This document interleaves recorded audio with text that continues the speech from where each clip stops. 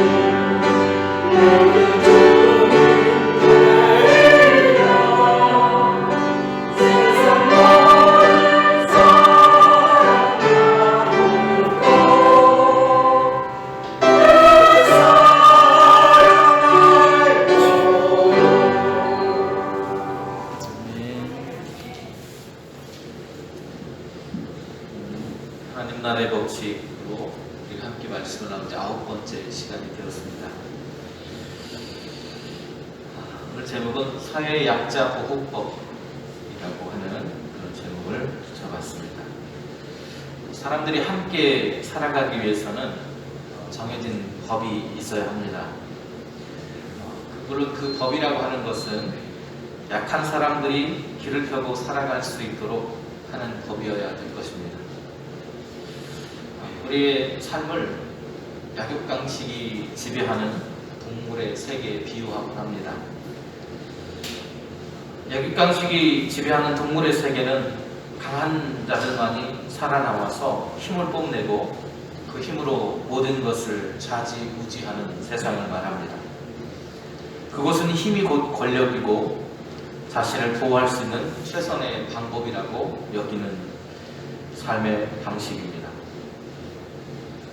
구약 성경에서 말하고 있는 애굽과 같은 나라들, 다시 말하면 세속의 문명 도시 국가들이 바로 그런 약육강식의 힘에 놀래 의해서 세상을 통치하던 사람들입니다. 그래서 그곳에는 힘 있는 사람, 물질이 많은 사람, 권력이 있는 사람, 그들이 모든 것을 좌우하는 세상입니다. 지난주부터 베이징에서 동계올림픽이 열리고 있습니다. 그런데 이번 동계올림픽을 바라보는 사람들이 우려의 목소리를 높이고 있습니다. 정의롭지 못한 모습으로 경기가 진행이 되고 메달의 성패가 좌우되고 있기 때문에 최악의 올림픽이라고 말하는 사람들도 있습니다. 자신들이 노력하고 힘을 다해서 메달을 쟁취하는 것이 아니라 온갖 편법을 동원하고 힘과 물질을 동원해서 무자비하게 그런 힘들을 휘두름으로 인해서 주체국인 한 나라가 메달을 가져가는 만행에 가까운 그 행태들에 전 세계가 경악하고 있습니다. 수년간 올림픽만을 바라보고 달려온 다른 나라의 선수들의 꿈을 처참히 밟아버리는 그런 행위들은 참으로 안타깝다고 말하지 않을 수 없습니다. 이것은 비단 올림픽에만 적용되는 것이 아니라 하나님 나라를 향해서 나아가고 있는, 그리고 그 나라를 세우기를 원하는 하나님의 백성으로서 살아가고 있는 교회라고 하는 공동체를 운영하는 데도 필요한 법이라 할 수 있을 것입니다. 이 시간 말씀을 통해서 함께 귀한 은혜를 나눌 수 있기를 간절히 소망해 봅니다.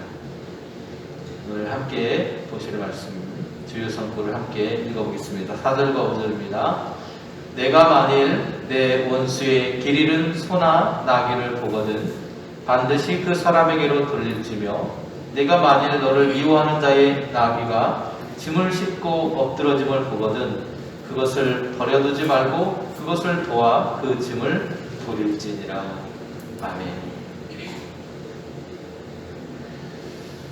오늘 본문을 보면 풍설이라고 하는 말과 위증이라고 하는 말로 시작이 되고 있습니다. 제가 부제로 진실을 말하라 라고 하는 제목을 붙여봤어요. 첫 번째 우리가 생각해 보아야 될 말은 풍설이라고 하는 샤웨라고 하는 그런 말이고, 그 이야기 속에서 우리가 함께 나눌 이야기는 아합과 나봇의 포도원 이야기입니다.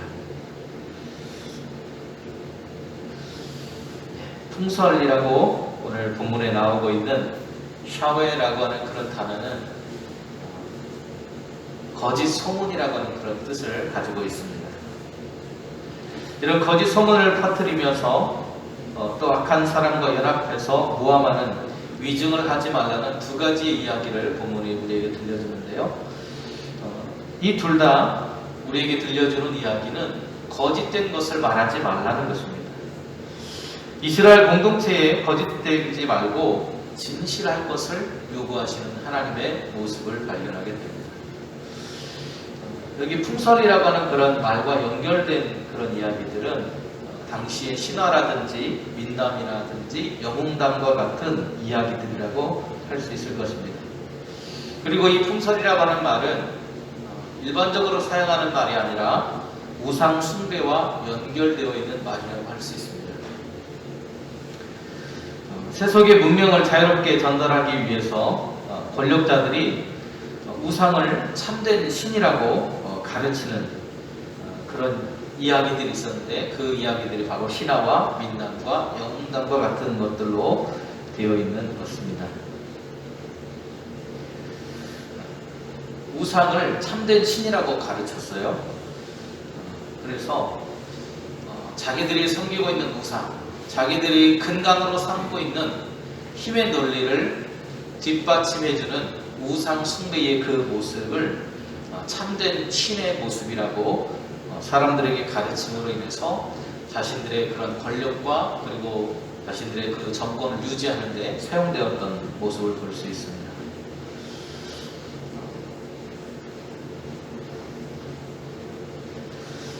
여기 또 위증이라고 하는 그런 말이 나오는데요. 위증이라는 말은 단순한 그런 거짓된 말을 말하는 것이 아니라 폭력의 증언이라고 말할 수 있습니다. 우상 숭배자들이 재판정에서 거짓 증언을 일삼으면서 권력자의 편을 드는 악행을 가리켜서 여기서 말하고 있는 위증이라고 하는 말을 썼습니다. 이 그림이 3장이 있는데요. 여기 여인과 함께 누워있는 남자의 그림이 있습니다. 사진이 있는데 이 사람이 이스라엘의 왕이었던 아합이라고 하는 왕입니다. 그리고 그 옆에 서 있는 사람은 이방 여인이었던 왕비인 이세벨이라고 하는 사람입니다. 아합이 나봇의 포도원을 갖고 싶은데 그 포도원을 가질 수 없어서 자기가 그것을 차마 뺏을 수 없고 하나님의 그런 대한 두려움이 있어서 차마 뺏지 못하고 근심하고 걱정하면서 머리를 싸매고 누워있는 그에게 와서 아내인 이세벨이 그것을 내가 뺏어주겠노라고 당신의 것으로 삼을 수 있도록 해주겠다고 말하고 있는 그런 장면입니다. 그리고 두 번째 그림을 보시면 그 옆에 그림을 보시면 여기 그림은 이 사람은 나봇입니다. 나봇이고요. 그리고 이 두 사람은 건달이라고 표현된 그 당시에 거짓 증인으로 나섰던 사람들을 말하고 있습니다. 이 이세벨이 아합의 도성에 있는 장로들을 동원해서 위증을 교사하고 그 위증을 교사하여서 거짓 증인을 세우게 되는데 그 거짓 증인들이 이 아합을 몰아세우는 장면이 그래서 뭐라고 기록되어 있냐면 열왕기상 21장에 보면 이렇게 기록되어 있습니다. 그의 성읍 사람 곧 그의 성읍에 사는 장로와 귀족들이 이세벨의 지시 곧 그가 자기들에게 보낸 편지에 쓴 대로 하여 금식을 선포하고 나봇을 백성 가운데 높이 앉히매 때에 불량자 두 사람이 들어와 그의 앞에 앉고 백성 앞에서 나봇에게 대하여 증언을 하여 이르기를 나봇이 하나님과 왕을 저주하였다 하며 우리가 그를 성읍 밖으로 끌고 나가서 돌로 쳐 죽이고 이세벨에게 통보하기를 나봇이 돌에 맞아 죽었나이다. 이렇게 보고하는 이야기가 나오고 있습니다. 마지막 세 번째 밑에 있는 이 그림이 나봇이 돌에 맞아서 죽어가고 있는 그런 장면이라고 말할 수 있습니다. 성경에서 말하고 있는 거짓 증언, 위증이라고 하는 것이 단순히 그냥 거짓말하는 정도에서 그치는 것이 아니라 한 사람의 인생을 좌우하고 생명을 빼앗아가는 폭력적인 모습을 담고 있다고 하는 것을 볼 수 있습니다. 이처럼 세속도시의 권력자들은 신전에 만신전이라고 하는 것을 설치해 놓고 도시민들의 마음을 한데 모아서 총화 단결을 이루므로 인해서 도시의 반역을 꾀했습니다. 우상 숭배를 독려하는 모든 가르침, 우상 종교의 경전을 오늘 성경은 헛소리, 위증, 또 앞에서 말한 거짓 소문, 풍설이라고 말하고 있는 것입니다. 교회 안에도 크게 다르진 않습니다. 교회 안에도 교회야말로 정말 선한 말, 축복하는 말, 서로 위로하고 격려하는 말이 오가야 하는데 때로는 교회들끼리도 악한 말과 헛소문으로 사람들을 상처 입히고 괴롭히는 경우들이 생겨난다는 것입니다. 그러한 소문으로 사람을 절망하게 만들고 상심하게 만드는 일들을 우리는 삼가해야 한다라고 말하고 있는 것입니다. 비난과 정죄로 인해서 분쟁과 다툼이 그치지 않는다면 결코 교회는 은혜로운 장소가 될 수 없을 것입니다. 그러기에 그 장소에는 다수의 의견이라 하더라도 옳지 않다면 그 길을 따르지 않아야 합니다. 또 약자라고 해서 그들의 편이 무조건 되어주는 것이 아니라 그들의 상황이 하나님의 말씀에 비추었을 때 공정한지 그렇지 않은지 우리는 그것을 살펴서 그 일을 처리해야 한다라고 말하고 있는 것입니다. 그러기에 그때에 필요한 것이 무엇이냐? 진실되게 말하는 것이라는 겁니다. 두 번째 이야기는 원수와 미워하는 자를 우리가 어떻게 대해야 하는가, 그들을 대할 때 우리는 어떤 태도를 취해야 되는가라고 하는 것입니다. 두 개의 키워드가 있는데요. 하나는 원수라고 하는 것이고 또 하나는 미워하는 자의 가축. 원수의 가축에 대한 이야기 그리고 미워하는 자의 가축에 대한 이야기가 나오고 있어요. 이 그림이 좀 가리긴 했는데 멱살을 잡고 서로 싸우고 있는 원수지간의 사람들이 나옵니다. 원수나 미워하는 자가 잘 되기를 바라는 사람은 없을 겁니다. 그죠? 대부분의 사람들은 원수 같은 놈, 저 왼수 같은 놈 가다가 넘어져라 하기도 하고 망해버리라 하기도 하고 그가 잘못되기를 바라는 마음으로 우리가 살아가는 것이 일반적입니다. 그렇지만 하나님의 마음은 우리의 마음과 다르다는 것입니다. 예수님께서도 누가복음 오늘 6장에 앞에 스크린에 나와 있는 말씀처럼 이렇게 말씀하셨어요. 그러나 너희는 듣는 자에게 내가 이르노니 너희 원수를 사랑하며 너희를 미워하는 자를 선대하며 너희를 저주하는 자를 위하여 축복하며 너희를 모욕하는 자를 위하여 기도하라. 우리는 원수에 대해서 욕하고 저주하고 할 것 같은데 주님은 오히려 그들을 사랑하고 선대하고 축복하고 기도하라고 말하고 있습니다.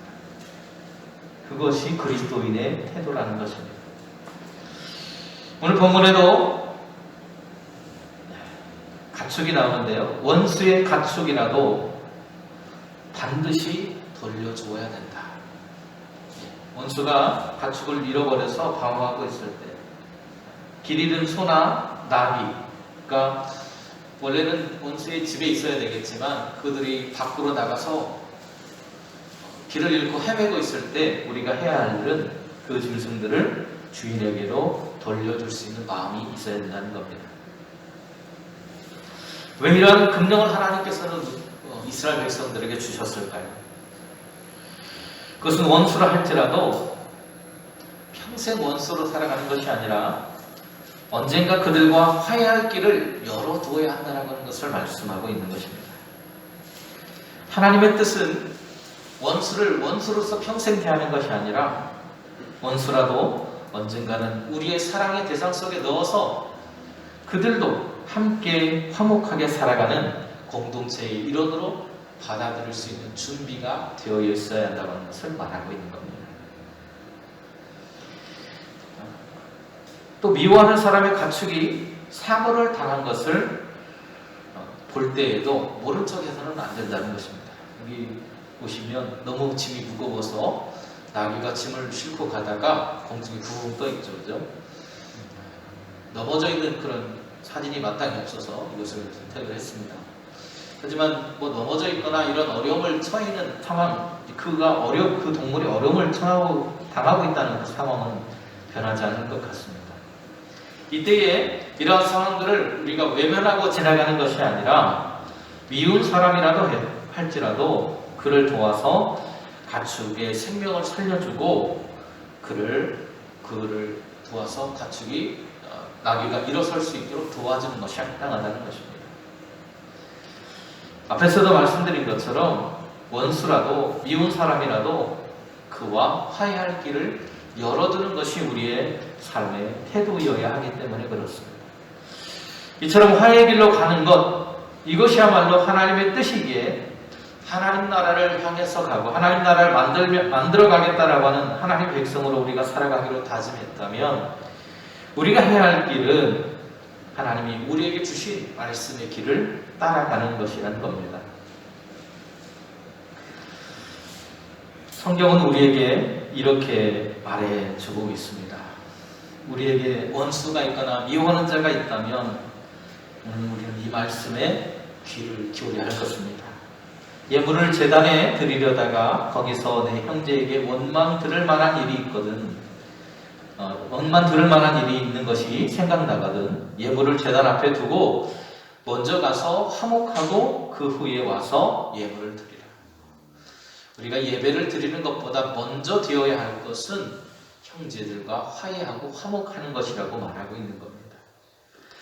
그 모든 것들이 해결되지 않고는 하나님 앞에 예배를 드리는 것이 의미 없다라고 말씀하고 있는 거예요. 세 번째 이야기는 우리가 공의의 길을 걸어가야 한다고 말씀하고 있습니다. 여기에는 두 가지 이야기가 있는데, 하나는 거짓 재판에 관한 이야기고 하나는 공의의 길이라고 하는 것에 대한 이야기입니다. 공동체의 성원으로 우리가 살아갈 때 저마다 가난한 자가 제기한 성사에 대해서 관심을 가져야 합니다. 그때 가난한 자를 지원한다더라도 말씀을 우리가 어겨서는 안 된다고 이미 앞에서 말씀을 드렸죠. 가난한 자로 대변되는 사회적 약자들에 대해서 오늘 우리는 사회적인 책임을 가지고 있습니다. 그리고 그런 책임감을 가지고 살아가야 합니다. 하나님께서 그들을 보호하고 계시기 때문에 우리는 그들을 외면해서는 안 됩니다. 그러나 하나님의 말씀의 법 앞에서 모두가 평등해야 한다는 것을 우리는 기억해야 합니다. 이것은 법의 수여신이라고 불리는 상입니다. 법원에 가면 이 상이 입구에 놓여 있다고 그래요. 공정한, 누구에게나 공정하게 하기 위해서 눈을 가리고 있습니다. 그리고 모두가 평등하다는 것을 상징하기 위해서 저울추가 반듯하게 이렇게 중심을 이루고 있습니다. 그리고 정의로움을 상징하기 위해서 이 여인이 칼을 들고 있습니다. 이와 같이 하나님의 말씀 앞에 우리가 섰을 때 그 사람이 약자라고 해서 무조건 편드는 것이 아니라 정말 이 사람의 상황이나 그런 것들이 하나님의 법 앞에서 온전하다면 그의 편을 들어줘야 하는 것이 마땅하다는 것입니다. 누구에게나 공정한 법의 적용이 필요한 것을 오늘 성경은 이야기합니다. 왜냐하면 그래야 나중에 이 두 사람들 사이에 화해의 길이 열릴 수 있기 때문이라는 거예요. 또 거짓으로 재판을 하여서 의로운 자가 죽거나 무죄한 자가 해를 당하게 해서도 안 된다고 이야기하고 있습니다. 하나님의 길은 그러한 사람들을 악인이라고 부르겠다고 말씀하십니다. 그래서 오늘 우리가 뇌물을 받는 것도 삼가해야 됩니다. 그리고 우리가 공의의 길을 걸어가야 한다고 말하는데, 공의의 길이 무엇이냐? 공의의 길이라고 하는 것은 다른 게 아닙니다. 그것은 하나님과의 관계를 잘 하려고 내가 매일 말씀 앞에 서고 그 말씀을 실천하려고 애쓰며 살아가는 우리의 그 행위, 우리의 삶의 태도가 바로 공의의 길입니다. 다시 말하면 하나님의 뜻을 실천하려고 애쓰는 우리의 태도, 그 모습 자체를 하나님은 기뻐하신다는 거예요. 하나님께서는 악인을 보고 잘하고 있다고 인정하지 않으시고요, 무고한 자나 의인에게 사형을 선고하는 짓에 대해서도 하나님의 뜻을 어긴 것이기 때문에 악한 짓이라고 말씀하신다는 겁니다. 공의가 사라진 우리의 삶이라면 나그네 되었던 시절의 모양을 잊고 이방 나그네를 압제하는 삶을 살아가게 될 것이기 때문에 오늘 우리에게 생명을 존중하시는 하나님의 뜻을 떠난 삶은 하나님께서 인정하지 않는다는 사실을 늘 기억하면서 살아갈 수 있어야 할 것입니다. 우리의 매일의 삶을 통해서 하나님의 나라가 이루어져 가고 있습니다. 우리는 그리고 그것을 향해서 나아가고 있습니다. 하나님 나라의 백성으로 살아가는 훈련, 연습을 우리는 매일같이 하고 있는 것입니다. 하나님 나라의 백성으로 살아가기 위해서는 우리가 갖추어야 할 것은 하나님의 마음을 내 마음에 담는 것입니다. 하나님의 마음을 매일매일 훈련하고 배워가는 것. 그러기 위해서는 위증하는 일, 우상 숭배에 빠지는 것을 주의하는 일, 원수와 미워하는 자를 사랑하는 훈련을 매일같이 해야 합니다. 우리 이방 나그네에게 노예 노동을 강요하던 과거의 삶으로부터 벗어나서 오늘 우리가 그러한 어려움 속에 있었기 때문에 그들을 이해하고 그들에게 통력을 행사하려는 우리의 마음을 삼가해야 한다는 것입니다. 하나님께서 이스라엘을 택하신 이유는 하나님의 뜻을 깨닫고 하나님의 나라를 이 땅에 이루는 거룩한 백성이 되게 하시기 위함이었습니다. 하나님의 거룩한 부르심을 받은 공동체로서 오늘 하나님의 뜻을 성실하게 준행하고 살아갈 수 있는 우리 여신도 그리고 저희 모든 사람들이 될 수 있기를 간절히 소원합니다. 기도하겠습니다. 은혜로우신 주님, 하나님의 나라의 길을 걷겠다고 다짐하고 결단했음에도 불구하고 때로는 여전히 불의하고 거짓된 삶 속에 머물러 있는 우리의 모습을 발견하곤 합니다. 하나님, 이웃들과 화해하며 살아갈 수 있도록 하나님의 말씀에 부합해 늘 우리의 삶을 비춰볼 수 있도록 도와주시고 그들의 삶이 부당하게 판결나거나 억울한 일을 당하지 않도록 주님, 우리가 진실되이 말할 수 있고 공의롭게 살아갈 수 있는 삶이 될 수 있도록 하나님 우리의 걸음을 인도하여 주시옵소서. 그래서 우리가 살아가는 삶이 조금 더 행복하고 복된 길을 걸어갈 수 있도록 은혜의 길을 열어 주시옵소서. 예수님의 이름으로 기도드립니다. 아멘.